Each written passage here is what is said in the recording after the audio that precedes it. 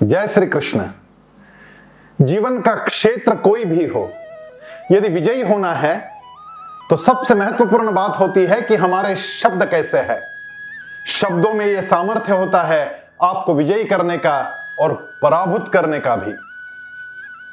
मुझे याद है, हमारा पुराना घर बाजार में था और उस बाजार में दो साड़ियों की दुकानें थी।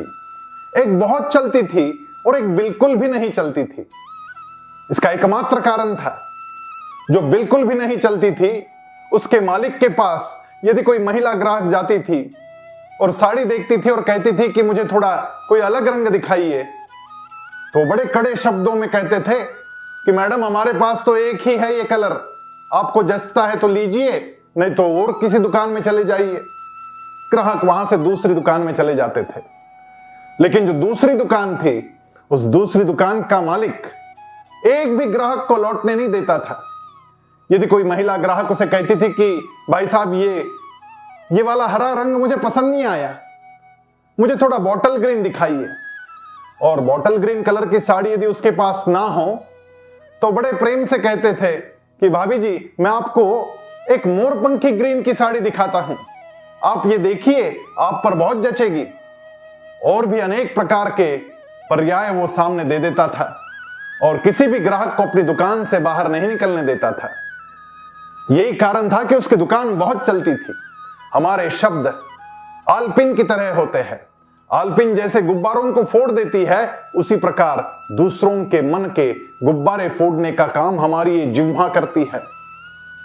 और आलपिन पन्नों को जोड़ भी देती है, वैसे कईयों के मन जोड़ने का काम भी हमारे शब्द करते हैं, ये जिह्वा करती है। और इसलिए भगवान श्री कृष्ण भगवद गीता में कहते हैं, श्रोत्रादीन इंद्रियाण्यग्ने संयमाग्निश जुह्वति शब्दादीन विषयानन्य इंद्रियाग्निश जुह्वति। हमारे श्रोत्र आदि सारी जो पंचेंद्रियां हैं उनको संयम की अग्नि में हवन कर देना चाहिए। और फिर आगे भगवान कहते हैं कि शब्दादीन विषयानन्य, अनेक विषय है लेकिन भगवान शब्द पर जोर देते हैं। शब्दादीन विषयानन्य इंद्रियाग्निश जुह्वति, वो तो इंद्रियों के ऊपर ही उसका हवन कर देना चाहिए, जला देने चाहिए। यदि गलत कोई शब्द जिह्वा पे आता है तो वहीं पर वो जल जाना चाहिए, बाहर ही नहीं निकले तो फिर विजय का मार्ग प्रशस्त हो जाता है।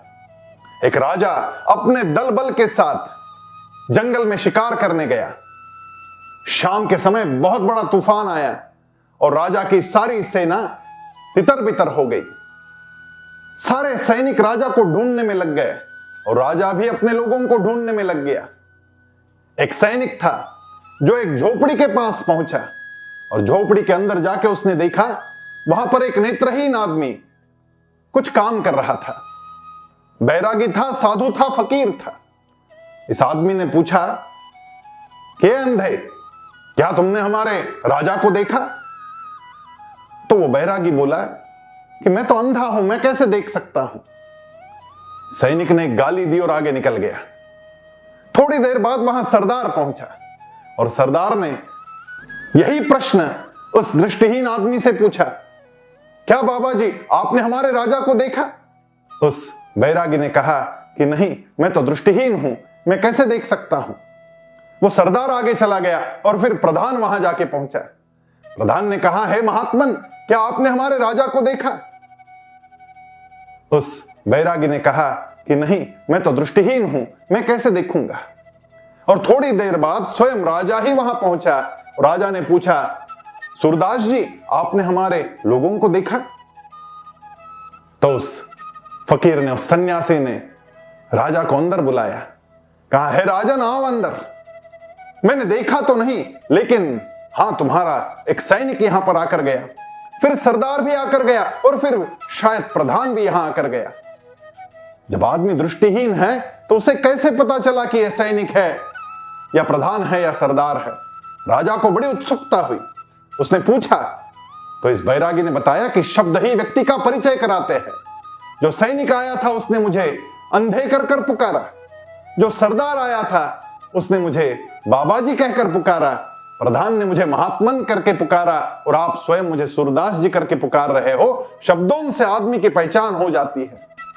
शब्द बड़े महत्वपूर्ण होते हैं और इसीलिए हमारे शब्दों पर हमारा नियंत्रण हो। भगवत गीता यही सिखाती है, जिसका अपने शब्दों पर नियंत्रण आया वही आदमी विजयी होता है। आइए इस विजय के मार्ग पर चलते हैं। जय श्री कृष्ण।